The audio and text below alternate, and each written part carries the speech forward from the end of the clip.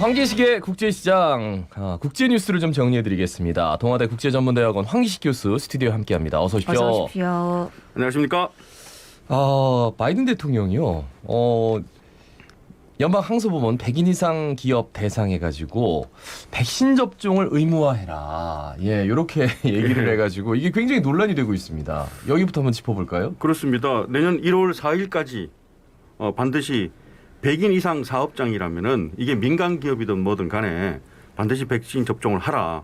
만약에 미접종하면은 매주 코로나 검사를 해서 괴롭히고 그다음에 위반한 건이 생기면은 한 건당 $14,000 벌금 매긴다. 그 회사에. 예, 1,600만 원이니까 엄청난 벌금이죠. 예. 그래서 1월 4일까지는 다 완료하겠지라고 해서 많이 기대를 했었거든요. 여기는 사실 시작부터 좀 반발이 있었지 않습니까? 그렇죠. 아니 그 연방 정부 직원이라든지 군인이라든지 아니면 하다못해 연방 정부에 납품하는 업체라도 이제 그 정도는 그래도 공무원이라면 공공기관과 연관이 있다면 따라야 되지만 이건 민간 기업인데 근데 바이든 대통령이 부탁을 많이 했습니다. 아직까지도 생각보다 백신 접종 그 율이 올라가지 않는다. 지금 어린이까지 접종하고 있지 않습니까? 그렇죠. 오늘 아침에도 보니까 5살짜리 어린이 지금 백신 맞는 사진이 계속 나오고 있거든요. 그래서 어린이까지 맞추면 부모는 $100 캐시 현금으로 사례금 주고 어린이 아이한테는 $100짜리 기프트 카드 주거든요. 이런 식으로 해서 접종률 계속 올리고 있는데 미국 전체 국민으로 보면 아직 60%가 안 돼요. 그렇죠. 아침에 확인해 58%에 머물고 있거든요. 그러니까요. 그렇다면 사업장에 100인 이상 사업장에 대해서 당신들도 일종의 공공적인 의무가 있다고 생각해서 이런 명령을 내렸는데 생각보다 반발이 심하면서 이 기업들이 소송을 냈습니다. 연방 법원에 소송을 내서 결과가 좀 그 결정이 나왔는데 정부 접종 명령 중대한 법적 헌법적 문제가 있다. 당장 중단하라라는 결정이 내려졌거든요. 근데 일단은 처음에는 지금 소송을 건 주에만 적용이 됩니다. 소송을 건 주가 지금 11개 주 정도 되거든요. 이 주에 적용이 되지만 다른 주들도 이미 또 다시 좀 늦었지만 소송을 다 제기해 놓은 상태거든요. 그러면 이 명령에 상당한 차질이 생기는 것이죠. 그래서 바이든 행정부가 상당히 지금 또 진퇴양난에 빠졌다. 코로나 지금 접종을 높이려는 시도에도 상당히 문제가 생겼다. 그런데 백악관의 성명을 또 들어보니까 일시적인 중단으로 생각한다. 결국은 이거는 항소법원이니까 결국은 우리는 대법원까지 갈 것이다. 대법원 가면은 합법 판결이 나올 거라고 예상이 된다. 그동안에 백신의 접종 관련한 크고 작은 다양한 소송이 있었지만은 결국은 대법원까지 다 가니까 우리 편을 들어주지 않았느냐. 이번 건에도 결국은 대법원을 기다리고 있다라고 얘기를 했고요.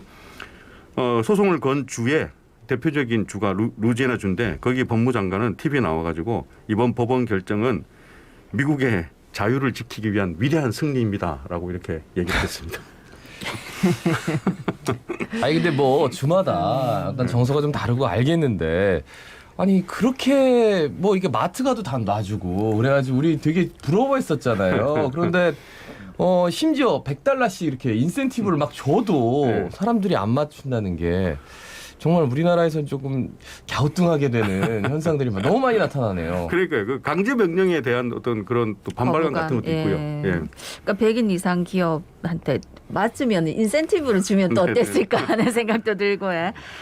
다음은 중국 얘기입니다. 중국이 막 전력난도 있었고 코로나 상황임에도 불구하고 수출 10월 수출이 작년 대비해서 27%나 올랐다고요? 저는 상당히 선방했다고 평가를 하거든요. 다른 지금 그 전문가들의 분석을 좀 이렇게 들어봐도 상당히 그 선방을 했다. 지금 10월 수출, 10월달 지난 한 달만 수출이 $3,000억 돌파했거든요. 중국의 수출이. $3,000억 한 달 수출이 $3,000억 $300조 원 넘는다는 것은 상당한 이게 그 놀랄만한 수치거든요. 아까 말씀하셨지만 작년도 대비해봐도 그건 한 30%, 27%, 30% 넘어선 거니까 상당히 올라갔고 수입도 많이 늘어났습니다. 수입도 $2,000억 돌파했으니까 수입도 20% 정도 증가했거든요. 그러면 10월에 얼핏 계산하셔도 무역 수지가 중국의 한 달 무역 수지가 $845억 흑자입니다. 840억 흑자라면은 그냥 100조 정도 되잖아요. 한국 돈으로 하면은 한 달에 100조 무역 흑자라고 한다면은 이거 상당히 놀랄 만한 수치가 되는 거거든요. 예, 예. 아까 저 분석을 했지만 이게 지금 여건은 안 좋아요. 전력난이 상당히 있거든요. 네네. 호주산 석탄 절대 수입 불허해가지고 그렇죠. 지금 전력이 상당히 부족하잖아요. 그래서 공장도 가동 중단 사태도 생겼고 그리고 이번에 이산화탄소 배출을 감소해서 화력발전소 없애자는 네. 이런 그 분위기 속에서 여러 가지 그 전력 공급이 원활하지 않거든요. 예, 예. 그 상태에서도 상당히 선박을 했고 그리고 코로나해서 방역을 철저히 거리두기 하고 있지 않습니까? 그런데도 상당한 악조건인데 선방했다라고 보고 EU가 이제 궁금하실 텐데 이건 사실 중국이 잘해서이기도 하지만은 미국하고 EU가 적극적으로 지금 코로나 경기 부양책을 펼치고 있지 않습니까? 그렇죠. 네. 돈을 엄청나게 풀고 있거든요. 그래서 중국산 제품에 대한 수요가 주요 선진국에서 상당히 증가했습니다. 네네네. 그 덕을 많이 봤다고 보고 실제로 미국하고 EU에 대해서 중국의 수출이 큰 폭으로 증가했습니다. 그리고 엄청난 무역 흑자를 누리고 있습니다. 그 대유럽 교역액은 20%나 증가했고 대미국 교역액은 25%나 증가를 했습니다. 네네. 그래서 올해만 따져놓고 봤을 때 1월부터 10월까지 중국의 대미국 무역 수지 흑자가 예, 예. 올 10개월 동안 3,300억 달러거든요. 예, 예. 네. 3,300억 달러 돈이 도대체 얼마입니까? 이거는요. 미국은 거꾸로 미국은 한 달에 360억 달러 적자를 보고 있습니다. 중국에 예. 대해서. 이거는 폴리티컬 이슈, 정치적 이슈로 보는 것이거든요. 네네. 상당한. 그래서 너무 그 무역 흑자가 누적되고 있습니다. 그러니까 어떻게 보면은 중국이 코로나19 우리는 더 이상 없습니다 할 때 사람들이 좀 어이가 없었잖아요. 너무 빠른 속도로 우리 졸업했다라고 얘기를 해가지고. 그런데 그렇게 해서 이제 공장을 다 가동시킨 결과가 이렇게 지금 나오고 있는데 지금 이제 육중전회라고 하죠. 지금 시진핑 주석이 장기 집권을 위해서 포석을 다지는 지금 정치적 이슈가 있는데 그런 것들을 위해서 하나씩 다 이게 다져나간 게 아닌가. 한편으로 그런 생각도 들어요. 그럴 수도 있겠네요. 네네. 예. 다음 소식은 지금 유럽이 막 포도 흉년이어가지고 이상 기후 때문에 유럽산 와인 생산량이 역대 최저를 찍을 것이다. 뭐 이런 전망입니다. 이 부분은 저는 아까 그 앞에 중국이나 미국 얘기도 흥미롭지만 네, 이 와인을 사랑하는 사람들한테는 상당히 안 좋은 소식이에요. 그렇죠. 올해 지금 기후 변화 때문에 이게 와인 생산량에도 영향을 미치거든요. 전 세계 와인 생산량이 올해 역대 최저로 예상되고 있습니다. 210억 리터 정도밖에 안 되는 거니까 작년 수치를 찾아보니까 작년에는 260억 리터가 넘었더라고요. 전 세계 네네. 와인 생산량이. 그럼 올해 210억 리터면 얼핏 잡아도 50억 리터 이상 감소하는 거잖아요. 그렇죠. 그럼 와인 그러면 유럽이 생각나실 텐데 맞습니다. 전 세계 와인 생산량이 3분의 2 정도 되니까 네. 이게 와인 생산이 왜 이렇게 줄어드냐니까 유럽에서 생산하는 와인이 상당히 줄어들었어요. 이게 유럽이 가장 큰 포도밭을 가지고 있는 국가들이 많이 있지 않습니까? 프랑스, 스페인, 이탈리아 이런 대표적인 와인 생산 국가에서 올해 너무 흉년입니다. 너무 흉년이어서 프랑스도 그렇고 스페인도 그렇고 이탈리아도 그렇고 전부 와인 생산량이 너무 감소가 예상돼요. 예. 특히 그 프랑스 와인 좋아하시는데 작년 비교해 보니까 30% 이상 생산량이 감소되겠어요. 네. 그럼 프랑스 와인 올해 지금 가격이 내년부터는 엄청나게 올라가겠는데요. 와인 수요가 코로나 이전으로 회복이 지금 거의 됐다고 보는 것이거든요. 예, 예. 그럼 와인 수요는 회복됐고 와인 생산량은 30% 이상 감소하고 예. 그러면 가격이 상당히 영향을 미칠 거라고 봅니다. 아이고 올해 가만 생각해 보니까 우리 저 방송에서도 우리 코너에서도 다뤘는데 봄부터 계속 그 폭우 내리고 네. 우박 내리고 하는 그런 네. 이상 기후 때문에 피해를 보고 있다라는 말씀을 드린 적이 있거든요. 이게 결국은 올해 이게 유럽 지역에 엄청난 포도 흉년으로 작용을 합니다. 그러면 그렇게 많이 감소했는데 전 세계 생산량은 생각보다는 50억 리터 정도 감소하는 걸로 그쳤네. 그러면은 미국하고 남미에 예, 캘리포니아 와인이라든지 칠레 와인 거기서 비교적 풍년이 들어가지고 그나마 선방했다라고 볼 수 있습니다. 이게 우리가 지금 이걸 뉴스를 전달하니까 그냥 수치가 줄어들었네 이렇게 생각하시겠지만요. 예, 예. 유럽 지역에서는 이게 굉장히 심각한 뉴스예요. 심각합니다. 네. 그 아침에 네. 제가 그 BBC 방송을 이렇게 보고 왔거든요. 예, BBC 방송에서 이게 한 두 번째 헤드라인 정도로 나오던데 극도로 작은 양이라고 딱 그렇게 타이틀을 네. 극도로 적은 양. extremely small 리터라고 이렇게 하더라고요. 예. 극도로 작은 생산량이라고 얘기하고 그러면서 와인이 없이 식사를 한다면은 유럽 사람들은 태양 없는 하루를 보낸 거하고 마찬가지다 그런 속담이 있고 그래서 독일 사람 인터뷰를 하나 하더라고요. 독일 사람 인터뷰했는데 네. 독일 와인 생산량이 엄청나게 줄었는데 어떻게 이런 일이 있을 수 있냐 하면서 나는 어릴 때부터 어떤 얘기를 들었냐. 라인 강물이 포도주라면은 나는 라인 강에 물고기가 되리. 라는 그런 얘기를 듣고 자랐는데 어떻게 이런 일이 있을 수 있냐라고 막 극도의 분노를 표시하는 방송이었습니다. 그러니까 이 와인 그러니까 농업을 하시는 분들 생산 라인에 있는 분들 다 타격이 크니까 엄청나게 또 많은 분들이 힘들어지겠다 하는 생각도 드네. 자, 다음은 아프리카 시에라리온. 여기는 왜 불나고 물난리 나고 계속 그렇게 하더니 이번에 또 유조차 폭발해갖고 100명이 사망했다고요? 예. 지금 그 우리 방송 시작하기 직전까지 이제 이거는 사고니까 네, 확인을 네. 해보니까 108명이 사망을 했더라고요. 그리고 90명이 화상을 심각하게 입었는데 네. 90명도 지금 위독하다고 하니까 예. 이게 왜 이런 건지 모르겠습니다. 시에라리온 계속해서 지금 이런 사고가 생기고 있거든요. 시에라리온 어디에 있냐면 아프리카 지도 생각하시면은 맨 서쪽 있잖아요. 맨 네. 서쪽 끝에 딱 있는 나라예요. 네네. 그 블러드 다이아몬드라는 영화 생각나실 것 같은데 맞아요. 아프리카 생산되는 다이아몬드 가지고 막 쟁탈하고 하는 사람 네네. 죽이고 하는 그 배경이 된 지역이거든요. 다이아몬드가 많이 나와서 좋겠다 생각하시지만 아프리카 중에서도 최빈국입니다. 다이아몬드를 둘러싸고 내전이 벌어지고 서방 국가들도 개입하기 때문에 국민들이 너무나 고통스러운 그런 나라인데 너무 안타까워요. 근데 너무 사고가 많아요. 네. 4년 전에 2017년에 대형 홍수가 나가지고 1,000명이 사망했거든요. 네네. 그것도 너무 안타까웠는데 올 3월에도 시내에 화재가 나가지고 한 100명 정도 이렇게 사망을 했는데 이번에는요. 이 유조차가 가다가 시내에서 트럭하고 대형 트럭하고 부딪혔어요. 네.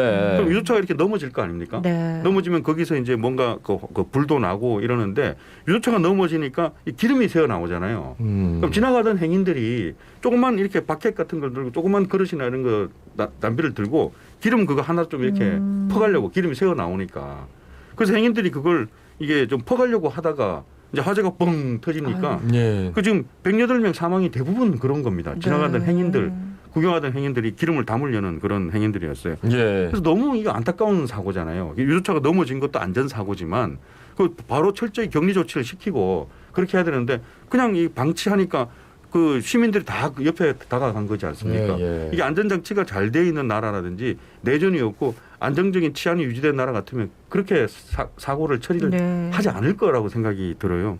그래서 너무 안타깝다는 생각이 듭니다. 예, 이게 안전에 대해서 유조차가 그 폭발할 줄 알면서도 예? 그릇 들고 가가지고 기름을 떠야 하는 그 정도로 이제 경제적인 어려움, 게다가 안전 불감증. 야, 참. 근데 이제 대형 홍수나 대형 화재까지. 지금 아이고. 그 시에라리온 그 1인당 GDP가 $400 수준이거든요. 아이고, 예. 기름 그 한 그릇이 얼마나 소중하게 느껴지겠습니까? 그러니까요. 네. 예. 마지막 소식이 될 것 같습니다. 글로벌 탈석탄을 선도하는 한국 COP26 회의에서 2039년 탈석탄에 서명을 했습니다. 이게 잘 모르시는 분들도 있을 것 같아가지고 요건 좀 소개해줘도 좋을 것 같아요. 예.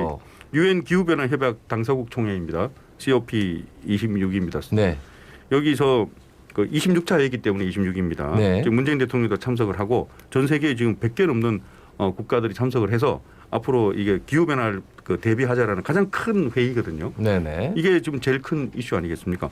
근데 여기서 이 회의를 선도하는 국가가 미국이나 독일, 일본, 중국 이럴 줄 알았는데 지금 한국이 가장 크게 이제 언론에 나오고 있거든요. 예. 그래서 여기 가장 하이라이트는 탈석탄은 다 동의를 했는데 그럼 언제까지 기한을 못 박느냐는 거였거든요. 예. 그래서 2039년까지 석탄 화력 발전을 중단하자라는 것이 가장 큰 선언문이었고 여기에 어떤 국가들이 흔쾌히 사인을 하느냐가 관심이었는데 네네. 한국이 그게 대표적으로 새로 서명을 했습니다.